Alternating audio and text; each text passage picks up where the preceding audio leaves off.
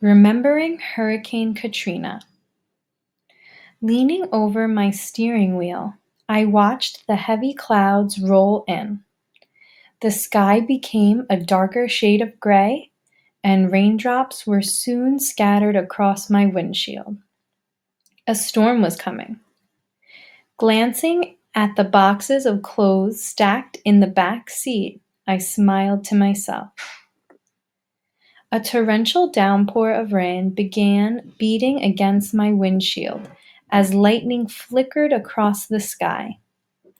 I pulled the car off the road until my driving visibility improved.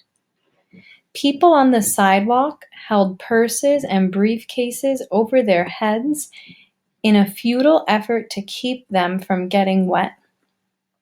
Children screamed and danced around in the downpour. The rain reminded me of another storm 10 years earlier. Hurricane Katrina slammed into the Gulf Coast of the United States when I was 9 years old. The ferocious storm caused untold amounts of damage.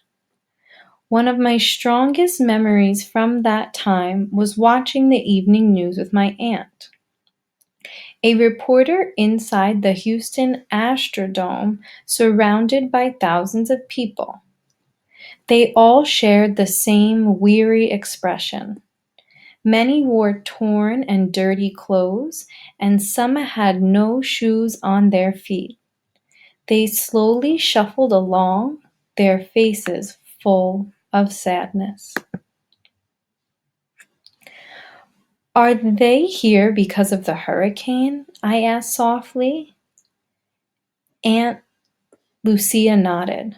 "See, Hector, these people are from New Orleans, Louisiana.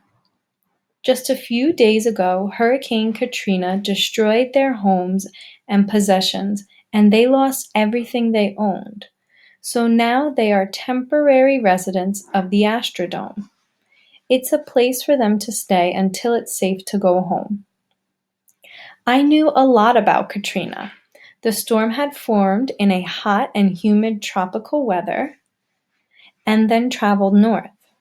It had come so close to Texas that I worried it would strike us in Houston. It missed us, but other cities were not so lucky. The TV news reporters looked around. People tried to speak to her, but she was being selective about whom she wanted to interview. I noticed a little boy sitting beside her on a cot, hugging an old teddy bear. Watching him, I knew I had to do something.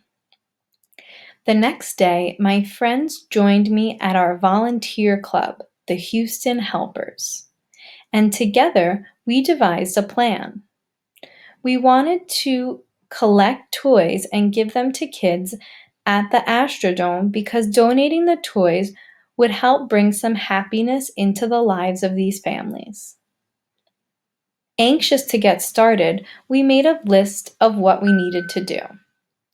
Then every one of us was assigned a specific task. We agreed to spread the word to our schools and other organizations. 3 days later, after a Herculean effort on our part, the donation bins were overflowing with new toys. I'll never forget the day we entered the Astrodome with our gifts. Children flew towards us from all directions. Smiles lit up their faces as we pulled toys from our bags. Grateful parents thanked us for our generosity and complimented our group leaders on how thoughtful and mature we were. Bzzz. My cell phone jolted me back to the present, and I noticed the storm had passed. "Hector?" "See, yes. Hi, Jeannie. Do you have the donations? A few more families have arrived, more victims from yesterday's tornado." "Yes, I have the clothing donations. The storm delayed me, but I'll be there soon." I gingerly eased my car into the suddenly busy traffic. It felt good to know that I was making a difference again.